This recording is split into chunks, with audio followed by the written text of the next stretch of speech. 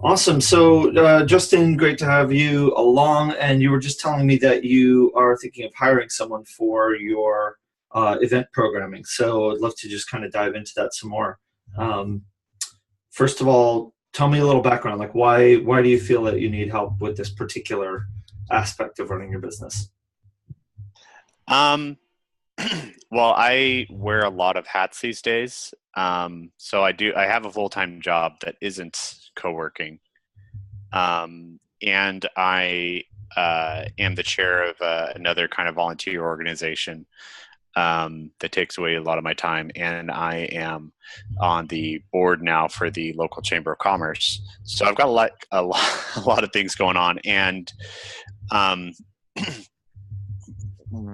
part of where we want to place our co-work and place our brand is um, as kind of a hub in the community, especially in terms of like up leveling your skills, learning some entrepreneurship, skills, getting connected with other people that are doing similar things. Um, and so that I feel, kind of requires a good amount of, it requires a fairly regular event schedule. Um, in addition to that, I'm actually having people coming up and asking to, use the space to, set up classes, like 2 week long classes, 3 week long classes.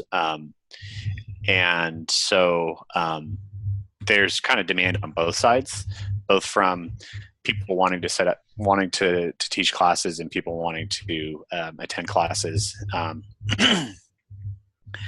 And so I know that if I try to take that on myself, it's not necessary. Organization isn't one of my best skills.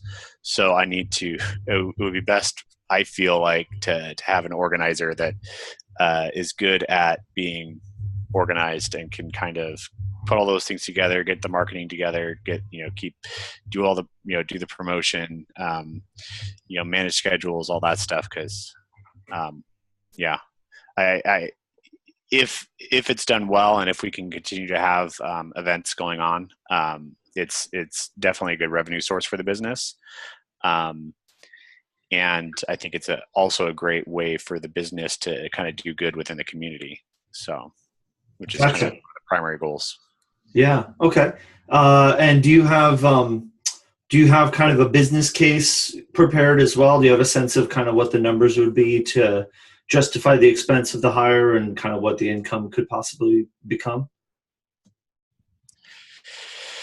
Yeah. So we did our first coding for kids class, and it took us a while to kind of work out the pricing for that. And based on that, we have an idea of what the profitability could be for each class, depending on depending on how how well occupied, if we have if it's filled out, or if it's half full or whatever. I haven't actually taken that and kind of stretched it out to say, okay, well, if we have X number of classes, what is the overall revenue there? That would probably be a good idea, and it would probably be a good idea to work backwards from that. Mm-hmm. Um, so that is a very good piece of feedback. Let me just take some notes. Yeah, because I'm the thing that I'm, especially in your economy there, I'm thinking about, what can your region sustain and how can we build something that really works for it, um, because there's just, like there's ways to make things work, but you have to make it work. You have to find the ways that it will work within the constraints of what it is that you're working with there, right? Um, so actually, this could be a good opportunity to do some like event programming business model kind of analysis. Um, and the only reason that I'm kind of jumping straight over to this is just because I feel like you kind of want to know what you're getting yourself into, before you get into it too much. So Mm-hmm. you know kind of what, like, if you're going to hire somebody, you can say, okay, this is the plan. I need you to execute this plan. And so can you execute this plan? Awesome. You know, and then that gives them some sense of what it is that we're, you know, what it is that they're going for and what a win looks like for them.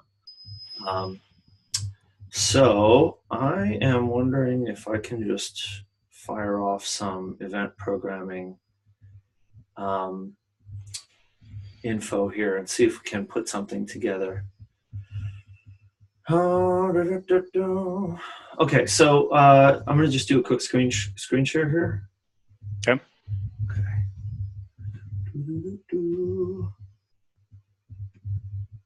All right, so I just made a copy of my dynamic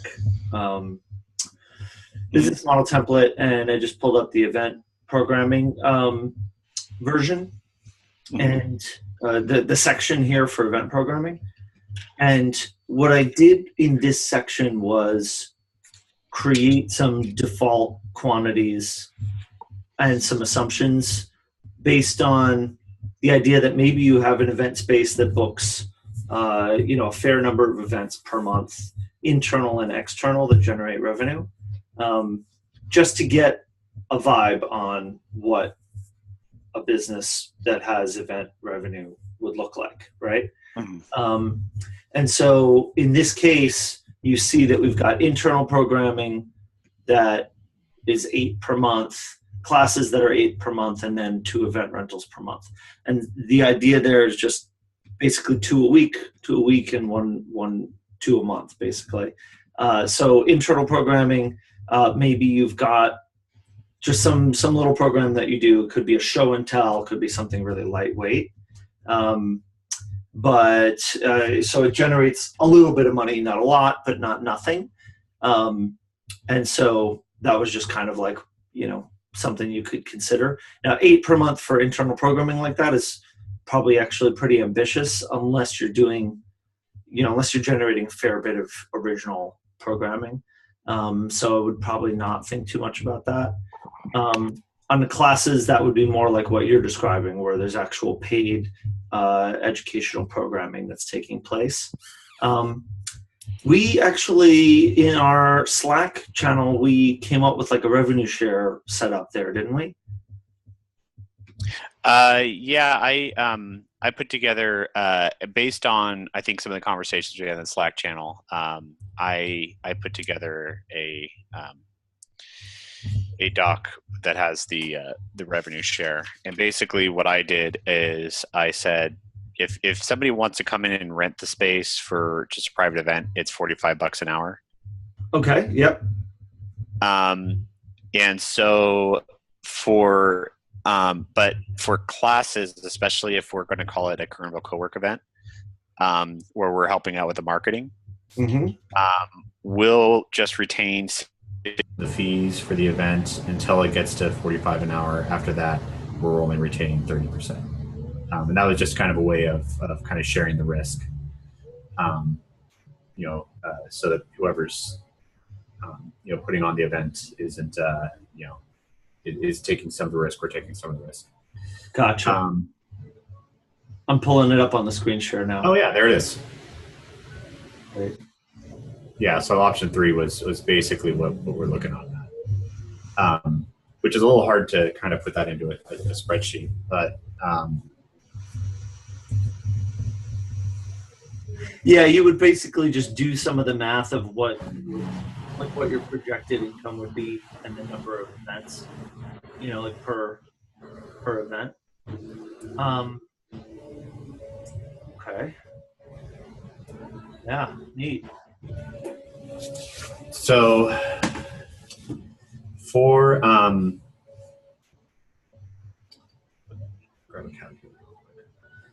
so if we have a class that is totally full, we could fit 21 students in there with tables. So if they're working on laptops, you can fit 21 students. And for it seems like right around $100 is kind of the sweet spot for, say, a 2-week class. $100 per student. So that's $2,100. Right. And I would have to do a quick.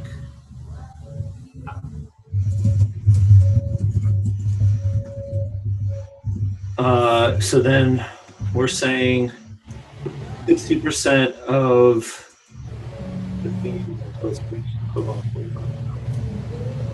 Okay, so let's say we're talking. Let's just say we're talking about the 10-hour class in the example. So until for anything below 750, it's going to be at 60%. Anything above 750 is going to be 30%. So right. Okay. So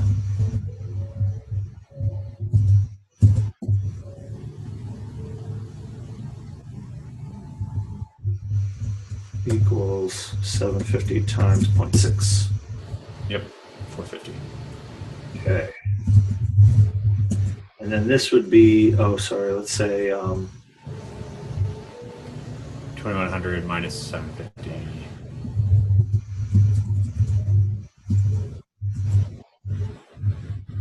That way we can formulify it.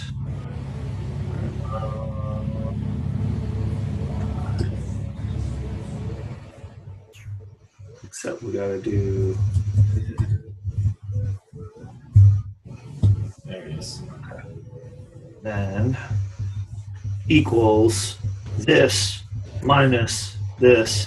No, that minus 750 actually. Oh, right. Okay, and then we're going to do. You just did minus B7. Yeah, I got it. Okay. But then we got to do.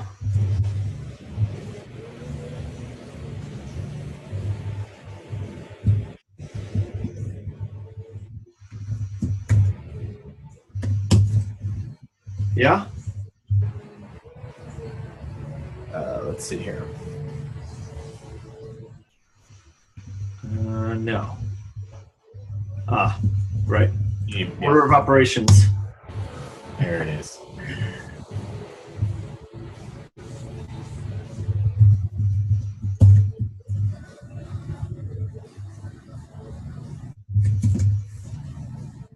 Nope.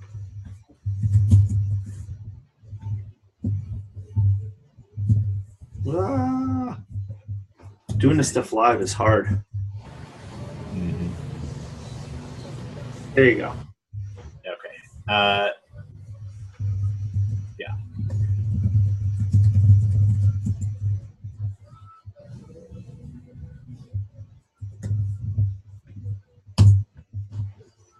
Okay. So with the full class, the teacher does pretty well.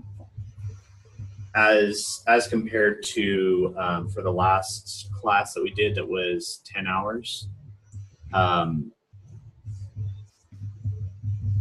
Actually, it was 16 hours.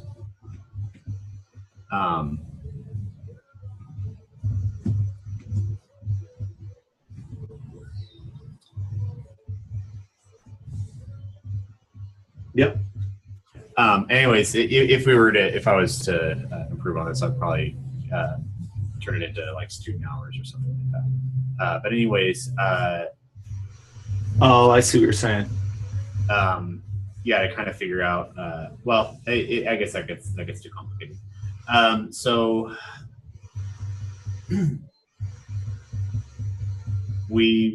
that's for the ones where somebody comes in, wants to teach a class, and we decide to partner with them. Another option that I've come up with. I've had some people that wanted, say, a dedicated desk, but but maybe they couldn't pay for it, but they're highly motivated people that are good at teaching and have a lot of skills. So I made another kind of separate agreement that is not publishing to the community, where instructors, if they donate a certain number of their hours, they can get that dedicated for like a quarter. And so in that scenario, I'm keeping basically the entire 2,100. I see. So then they basically can teach their way into a membership. Exactly. And so in that case, I'm essentially getting, $1,200 more than, assuming it's a full class, but I'm getting $1,200 more than I would if I had just gone with the traditional with this arrangement. Right. And all I have to do is give up a dedicated desk, or whatever membership level I want. Right. Okay. Yeah, I would say in that case, we want to account for the income for the desk kind of on its own ledger, right? So, okay, you're giving them the desk, but that's an investment of the value of that desk that you could be renting for cash to someone else. Exactly. So, yeah, I'm hearing you. I'm just doing some math here.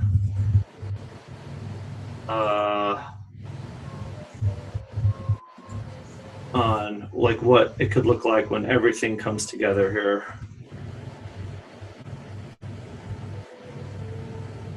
This times this times this. Cool. We're just assuming like an 80% turnout.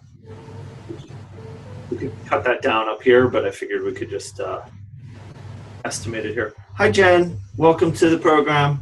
Hello. Justin and I are playing with some numbers for his educational programming, and he was thinking about hiring somebody, so now we're looking at what the business model would look like for generating the necessary income to make this work, and see if it's worth undertaking.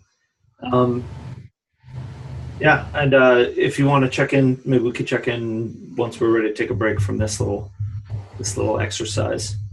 Okay, so Justin, what I'm seeing is, if you identify somebody who's a potential hire for this, you could present to them these numbers, which are full of assumptions, but they're not crazy. Like nothing here seems insane.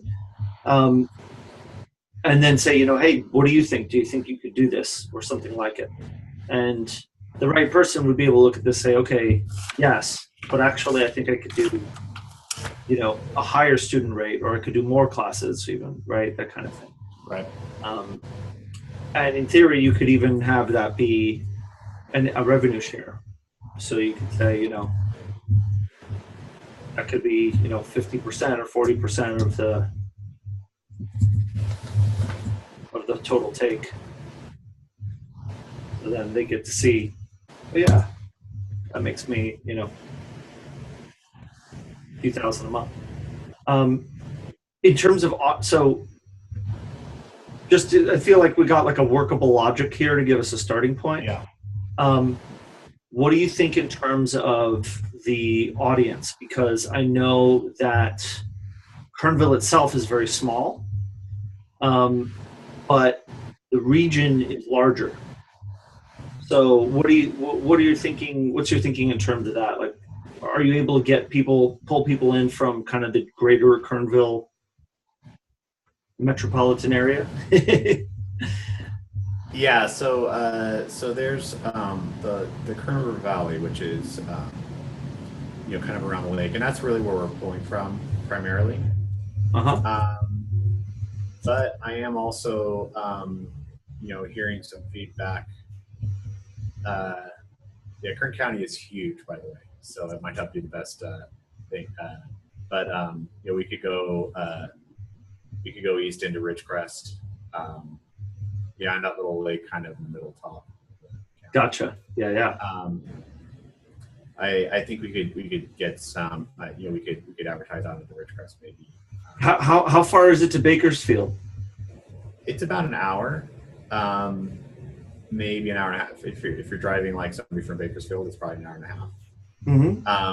But that road is fairly windy, and kind of what we've figured out is that most people from Bakersfield are kind of too timid to drive. And they're kind of afraid of it. And they also don't really Bakersfield, a lot of them don't even realize that we're up here. So it's there's a couple co-working spaces down there that have pretty good programming. So and they've been very. We can maybe get some of their members to those co-working spaces to come up. We have good working relationships with them. But yeah, in general, it's been kind of hard to market. So we're looking at like Kernville, Wofford Heights, Lake Isabella, those areas.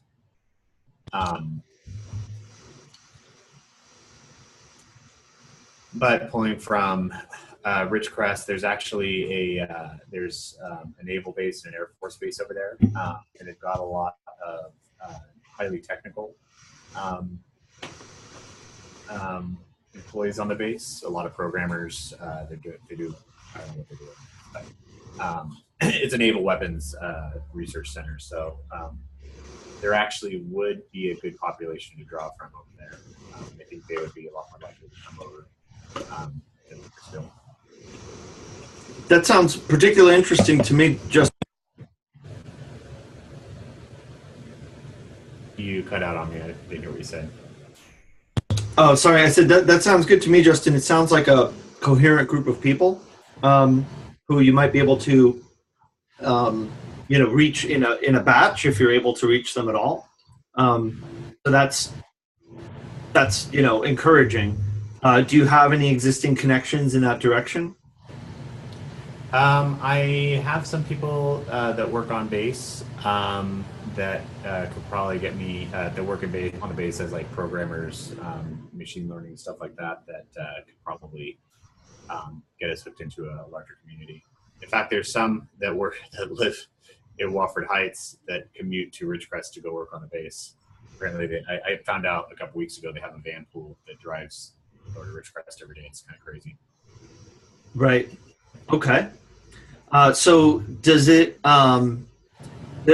seem like it would make sense to try to find a way to get in on that population, learn more about what is on their minds and kind of what they can provide you as far as information? Because in my mind, I want to have a good sense of who the population of students is before we start teaching them answers, Yep.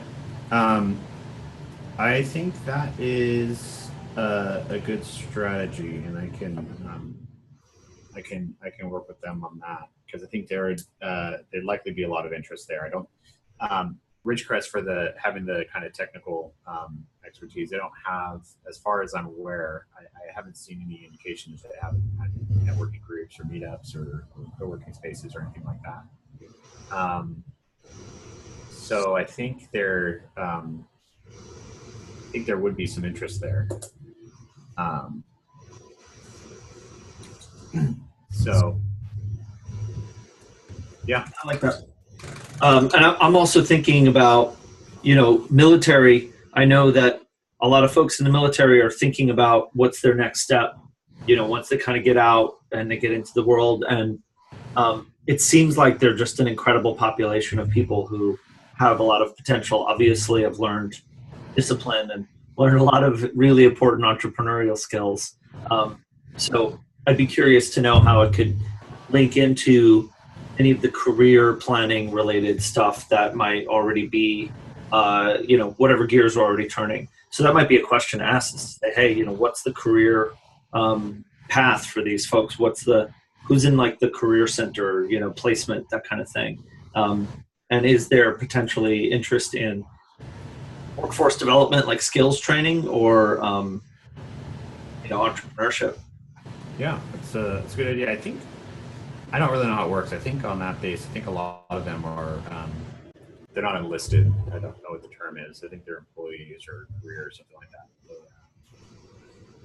they took a different path to work for the government. So, cool. I will, I'll definitely look into that. Yeah, and the profit sharing thing I think is probably an interesting proposition too. It prevents kind of a large upside to whoever would be doing this. And obviously, of course, the motivation side of things. But yeah, well, I'm also thinking now that we're talking about it, it might help to have a person help you figure this out. Like you know, part of what you were saying when we were getting started was having somebody else on board to help with these things. And so it sounds to me like maybe in addition to this, we're looking for who is that person who would be hungry to help you with this, and maybe who would be kind of naturally looking to fill in the blanks already in terms of their own, you know, personal ambitions. So then that way, you know, maybe they'll be thinking of things we don't. So on that, in that regard, do you have a sense, is there somebody you've already met who maybe fits the bill or could potentially fit the bill? Anything along those lines? Yeah, I've got somebody in mind who is really driven by connecting people and you know, bringing people together, you know, doing events, planning things, and is actually right now coming out of a part-time position and is looking for, you know, a new part-time. So it feels like everything's kind of coming together. So I think, in fact, I was going to meet with her later today, possibly. And I think, you know, I just need to, before I meet with her, kind of put together those pieces of the puzzle. Like, okay, well, what are the expectations that I'm expecting of somebody in this position? You know, what is the compensation going to look like? All those, you know, annoying details. Is that something that you have to do in order to have a relationship? Like, is there a way to start working together without having to get all those details sorted?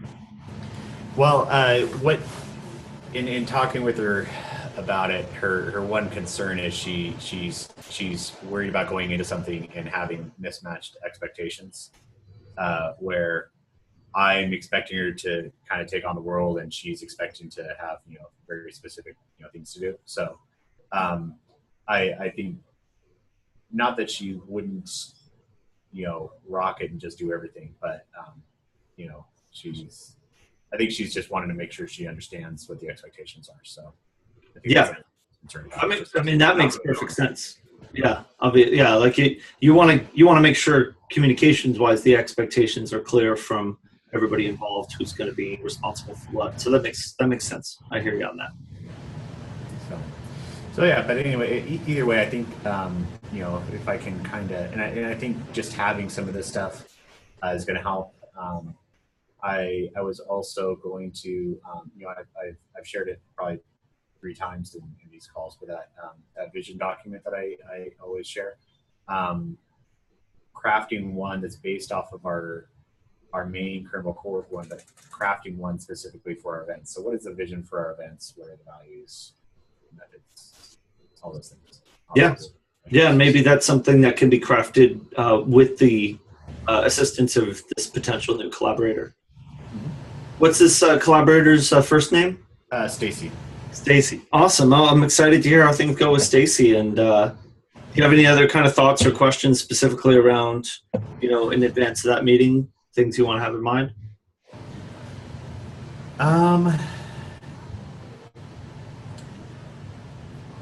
No, unless you know, I found some good blog articles about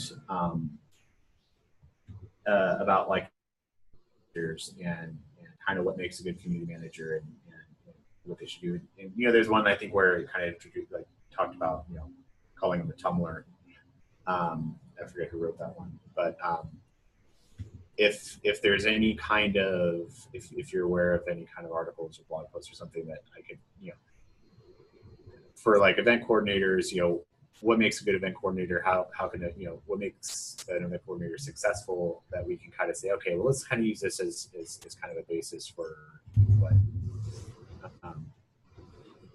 you know, how we should frame this relationship, if that makes sense.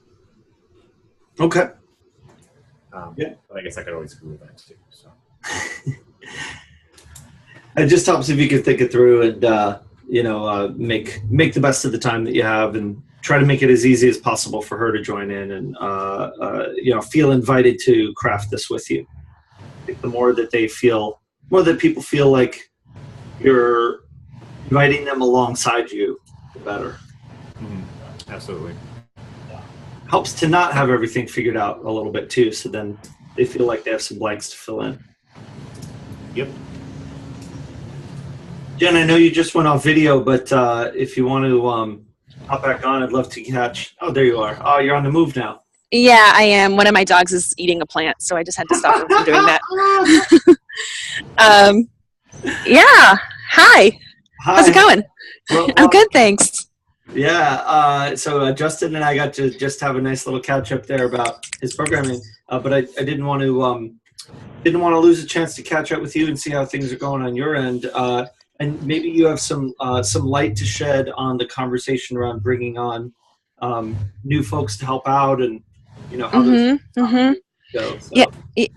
Yeah. Actually, I was nodding my head a little bit during that because, we did decide to do a profit share, 3%, and it's she's expensive, but she's going to be worth it. It's just I know that having someone. Because originally I was thinking about just doing this kind of on my own with like part-time help, and then maybe someday I'll hire someone. But just having a really quality person from the beginning is just going to pay off huge dividends later on down the road, and immediately, and just give me peace of mind, because then I'm not like spinning on my hamster wheel in my head. I've got another person that says, "Whoa, calm down," and here's what we're going to do. It's all good, that sort of thing. Hang on, I just got to get my sleep away from this plant she wants to eat. And Sure. Then, oh my God. Hello, here's Greta. I set up her GPS collar and she was like, I do not like this. What is this business? Yeah. Okay. And then, it's really funny, Justin, you were talking about the military base, and we have one over here too. We have Great Lakes Naval. And I think it's more training. I'm not really sure exactly what happens there. But yeah, that's a population I should tap into. I know a lot of times those folks are a little strapped for cash, but they might be interested in one of our lighter memberships or something, or I don't know. My daughter has a friend whose parents are naval dentists, so there's an in there, so I can maybe ask them about what it's like on base. So, but the thing that is the big reason I wanted to get on the call today, the thing that's on my mind, I have a potential investor. Ooh. So hey. yeah. So it's a former colleague of my husband's, and she just keeps saying, I could retire if I wanted to. I don't want to. I want to keep working. I also paid off my house. I'm just looking to do something with my money. I really like your concept. So that's all cool. And then I talked to my accountant about it yesterday, and he just said, don't do it. Don't do it. It's going to just like red flags all over the place. So I don't know. I'm interested to hear what you have to say. All right. Well, what are the red flags? Well, not with her necessarily, but just on investors in general. He said, you're essentially giving away a part of your company. You're giving up some control. You might want to take it on as a debt instead and consider it to be a loan. Because she seems pretty open to different arrangements, and we haven't talked money yet. I did tell her that for our early membership campaign, we have a $50,000 lifetime membership. So any investments or investors that I'm looking for would be above that amount. My screen keeps going black. I'm not picking up. Your video is really bad, but your audio is pretty not so bad. Okay, maybe I should cut out the audio or the video. Yeah. Just for a little bit. Okay. Yeah. So he just he's not really hype about the idea of me giving up control of the company. Well, how much of a, well, okay, so have you guys discussed any kind of amounts or terms yet? No, other than I basically laid out that my expectation is that it would be over 15,000, because at 15,000, we've got this other option of it being a lifetime membership. Gotcha. So, yeah, I would just expect it to be more than that. And can you remind us of what your ambitions are for this business? What do you mean? Everything works out terrifically, incredibly well. Where are you in 10 years? How big is the business? I'd love to open up different locations, focusing mainly on, I guess, upmarket suburbs near major metropolitan areas. Right. Okay. And is that something that you would be interested in scaling? Like scale? Like, there's like multiple locations, and then we have a mandate to build as many of these as the market will bear, as wide around the world as we can. Maybe not as wide around the world. I mean, I don't want to negatively affect my personal life, I have no ambitions of becoming the next WeWork or anything like that. But yeah, I mean, it'd be great to have, 10 locations or something like that.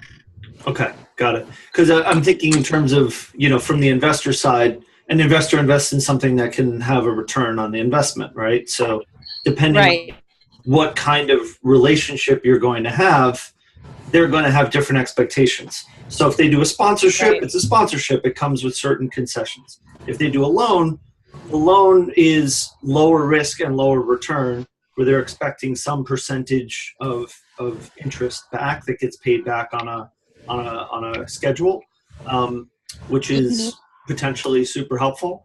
And then there's various versions of investing where if they're giving you a larger sum of money and they own a chunk of your company, then the expectation there is that one day they're going to sell that chunk of your company for a significant multiple of what they invested.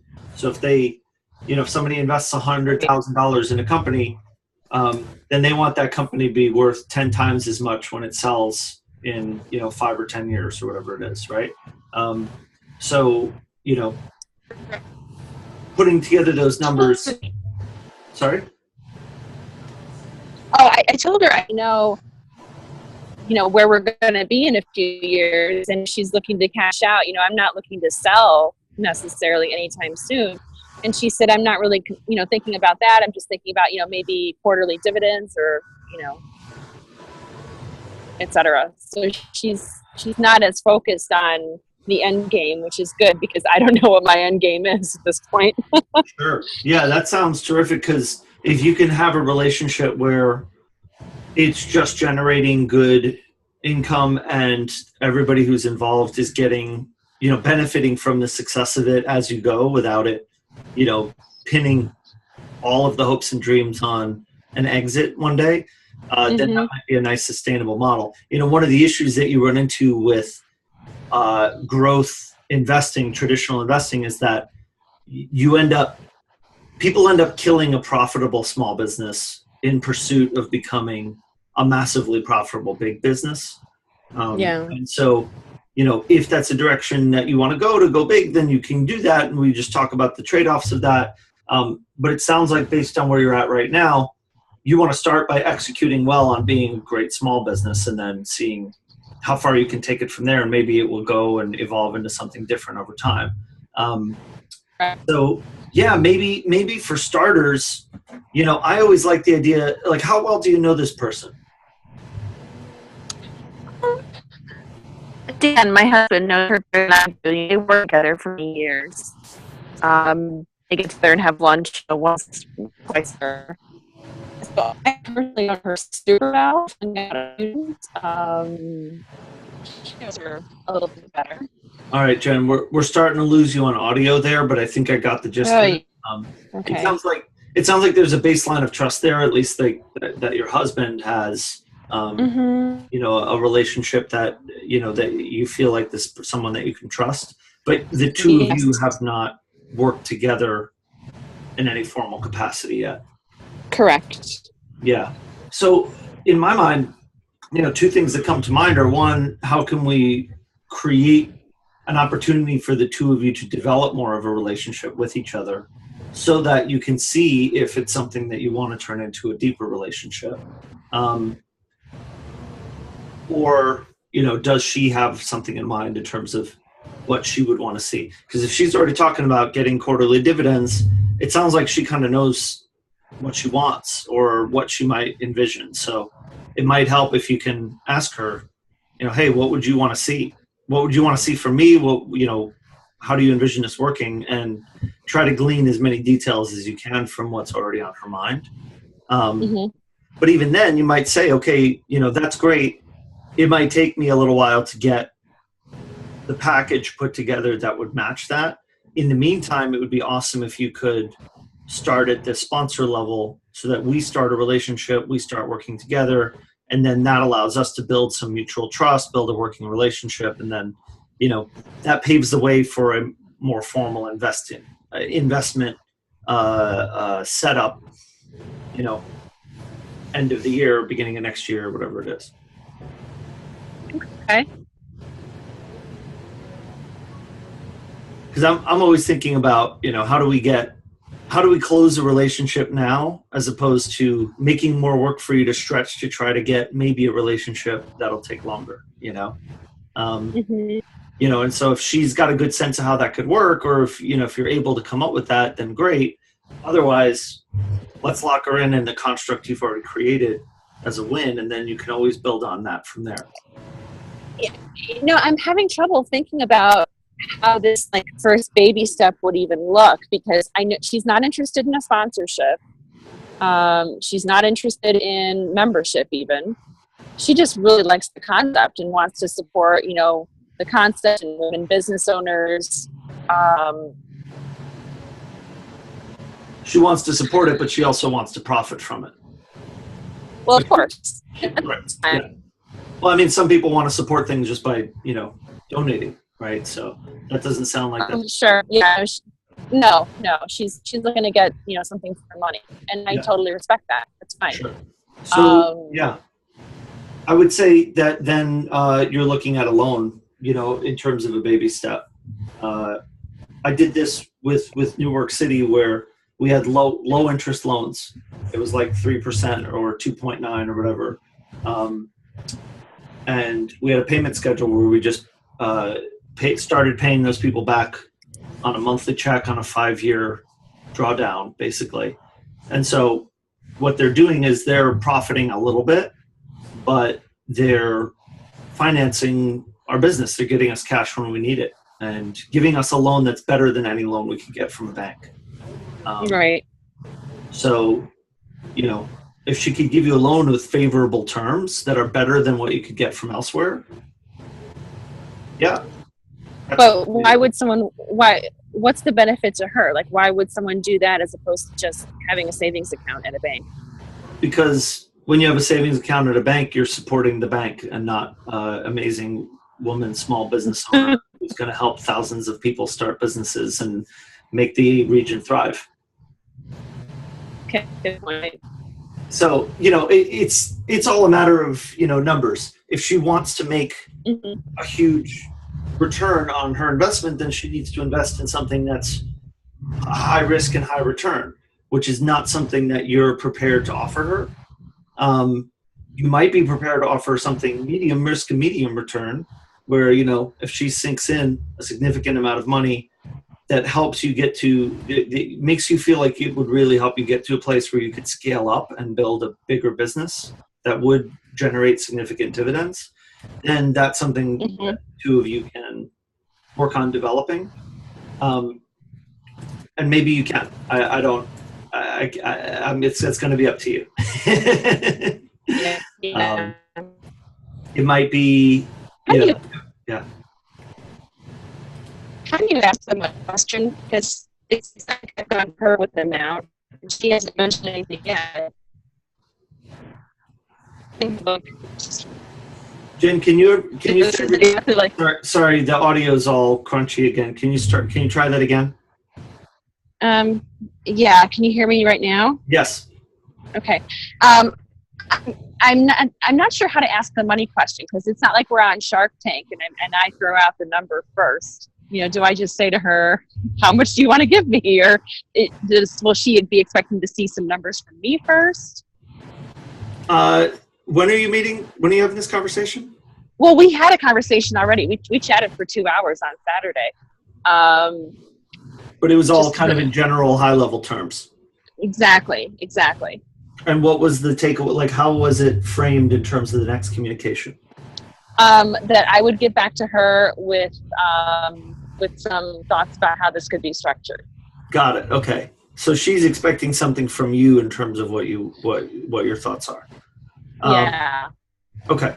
So that's fine. I would say that what you want to do is give her some information that will help her understand what your constraints are, and then ask her if she could give you some information about what kind of things she's interested in, or what her kind of general constraints are in terms of, like what kinds of relationships would you be interested in?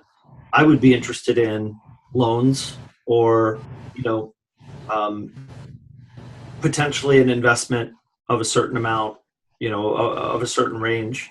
But should I throw out real numbers at this point? If you can sit down and decide that you know what the numbers are, then yes. I do know what the numbers are. Oh, great. What are the numbers? It'd be great if I had, this is going to sound so silly. It'd be great if I had another $100,000. I mean, who doesn't want that? You know? This is how we make it not silly, is by saying it out loud in these contexts. Yeah. Right. Based on what I have right now, what I'm hoping to get from our early membership campaign, an extra $100,000 gives me working capital for a little over a year. Yeah. So what I would say then is that all? Do you have other numbers in mind, or? I mean, that's my goal, is to raise another $100,000. So right. I guess I'll take whatever, Gotcha. But it's got to be. Let's say this. It's got to be more than 15. It's got to be more than 16,000. It's got to be, and then we go up from there. Gotcha. Okay. So this is great because it gives you a conversation point where you can say, look, this is what I'm looking to do. I'm looking to raise $100,000 to finance the expenses for the next year. And I'll be looking to raise that money through sponsorships, through personal loans, and potentially through investors. And how that's distributed is something I'm still working on sorting out. I understand you're not interested in sponsorship. Curious to know what kind of relationship you think might be possible in the other two categories, what kinds of dollar ranges might be amenable to you. And then that could kind of be the outline of a starting point for saying, okay, I'm giving you some information of where we're at. I'm raising 100,000. I'm not raising 10,000. I'm not raising 10 million. I'm looking for about 100,000 total. I don't know where I'm going to get it from, or who, or how many, but somewhere in that range, it's going to come from these various sources. And so I'd love to know where you could fit within that spectrum. Maybe you're somebody who loans me $10,000. Maybe you're someone who invests at 100. I don't know. That's up to you. How much are you interested in working with here, right? And what are your interests? What do you want to get out of it? Because again, she could loan you some money at a low interest rate and make a profit, but not a big profit, but she would make a big social impact profit. And maybe what are her other interests? Does she want to invest in the companies that are coming out of your space? Because you could be in a position to make her a advisor and mentor to people who are building, scaling startups in your space. The other thing that we want to really think about here that we haven't even talked about when you're dealing with investors is that you're going to have a room full of businesses that these people are going to want to have a piece of. And I know that investors, interestingly enough, are always wanting to keep their ears to the ground for stuff to invest in. And if you can tell them, hey, look, I think I got something here that's worth you looking at, they want to find that edge. They want to find that diamond in the rough that other people haven't found yet. And if she gets an inside track to investable businesses that she can get in on first, awesome. Then maybe that's where she makes her investment money. But to get that kind of access, she needs to pony up to support you being able to be in business enough to make all that happen, right? So maybe you can float that as well to say, is that interesting to you? The idea of maybe, funding the development of a number of, women-founded businesses. Because if that's on the table, then, we can definitely optimize around that.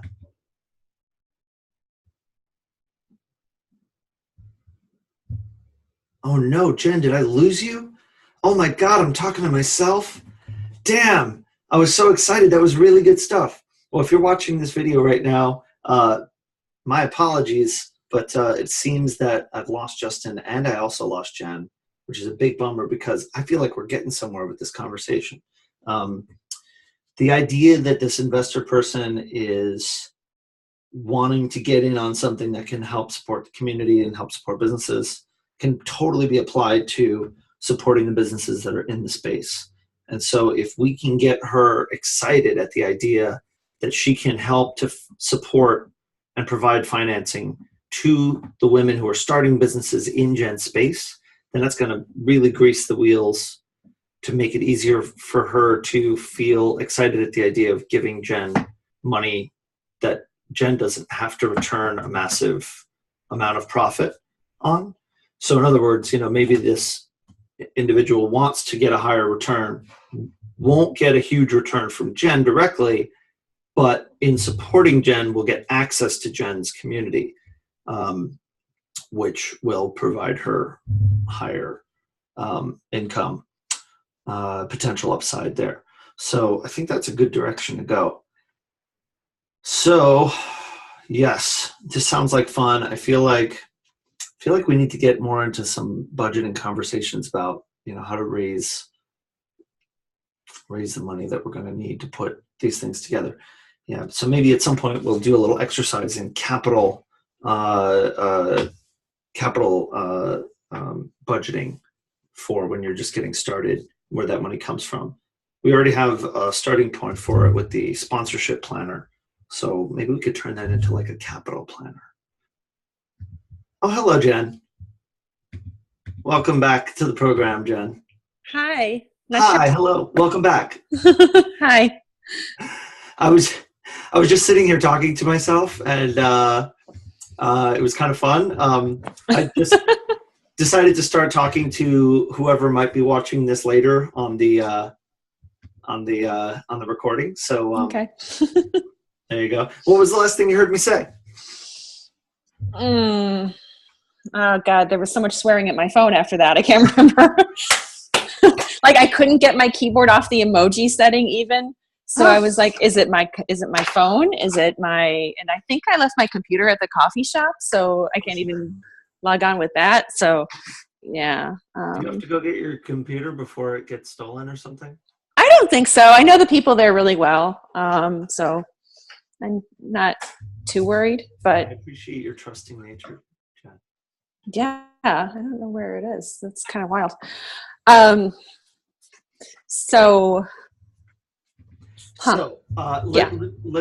me kind of pick up from where I left off on the idea that got me excited, which is that investing in other companies in my space. That's what I heard you say. Yes. So I would want to know if she would be interested in the prospect of having direct access to women-founded businesses and being able to invest in or support them in some way. Because if she can be sold on the realistic upside, like the realistic dream of, she might be able to seed fund dozens of women-run businesses over the course of the next 10, 20 years and profit from that. Be our resident angel? Yeah. And partnering with you would give her that opportunity. Then that's where her upside is. and then working Okay. with you, she doesn't necessarily profit directly from you.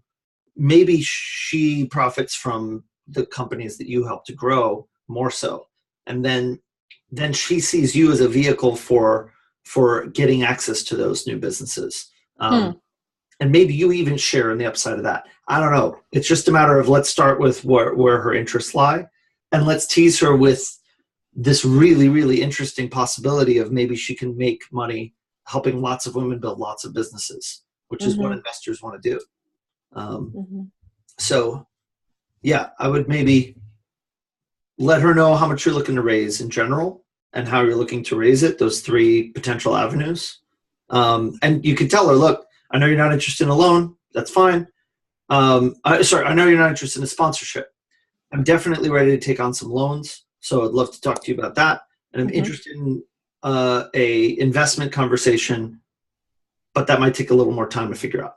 Right. And then, by the way, might you be interested in this notion of investing in the businesses that we have in the space? Yeah. In return for what? For almost that does sound like it might be a sponsorship.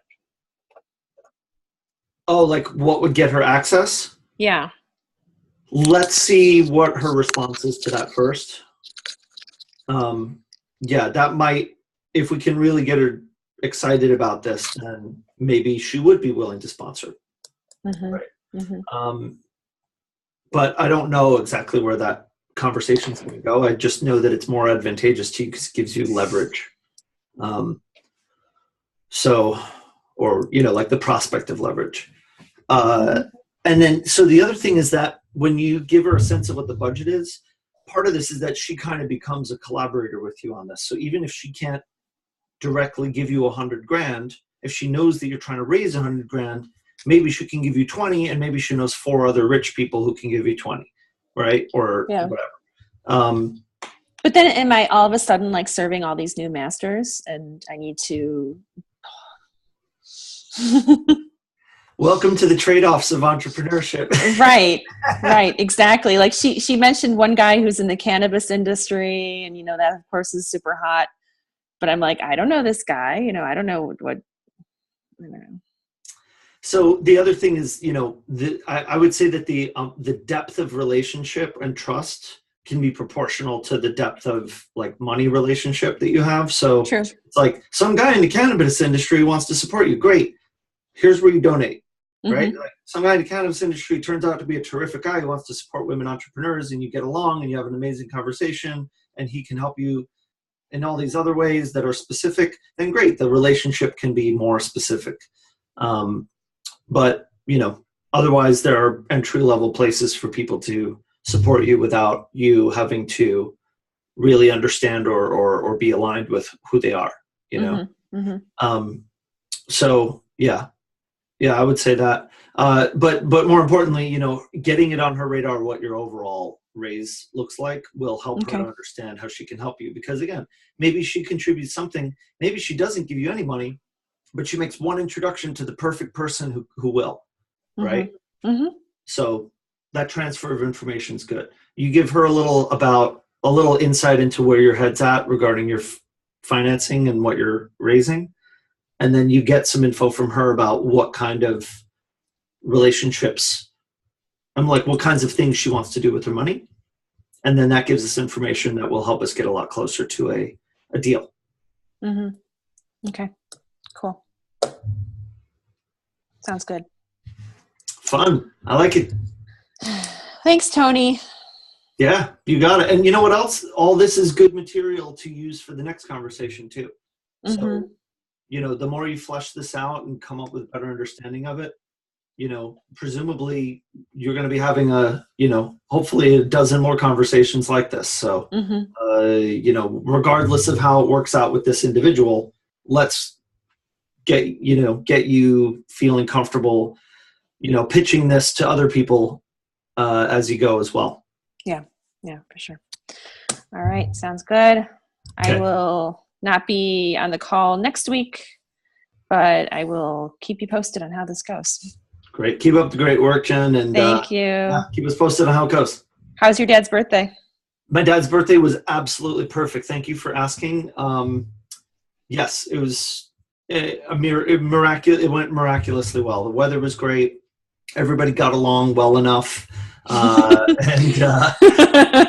never know with family vacations. You know what? I think we're experienced enough now to know when we need to give ourselves some space. And, we're all grown-ups here, so it worked out. But cool. It was a dream come true, a really, really special weekend. And so some happy memories. Awesome. Okay, I got to run. See if my computer's at the coffee shop. Talk to you later. Okay, bye. Bye.